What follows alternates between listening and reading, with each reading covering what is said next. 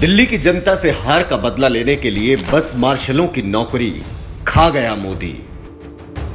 BJP ने राजनीति में बेशर्मी की सारी हदें पार की। पिछले 10 सालों में दिल्ली के मुख्यमंत्री अरविंद केजरीवाल को रोकने के लिए भ्रष्ट मोदी ने अपनी पूरी ताकत झोंक दी।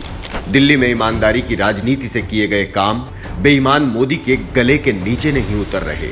मगरूर तानाशाह अपना आपा खो बैठा और अपने मंत्री संतरी सांसदों के साथ मिलकर केजरीवाल को रोकने का षड्यंत्र रचा।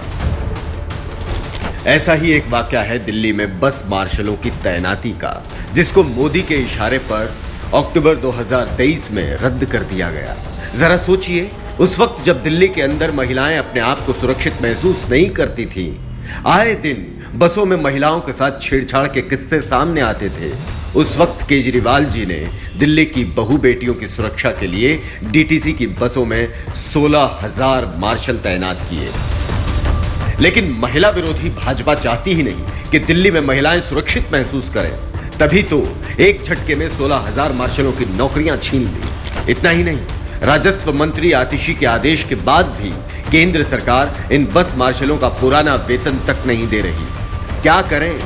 सत्ता जाने का डर ऐसा ही होता है जनाब। जब भी चुनाव आते हैं, मोदी कभी दिल्ली के मोहल्ला क्लिनिक का फंड रोक देता है, तो कभी सीसीटीवी योजना बंद कर देता है, तो कभी एमसीडी सत्र रोक देता है, तो कभी दिल्ली अध्यादेश विधेयक लाकर एक निर्वाचित सरकार की शक्तियां ही छीन लेता है।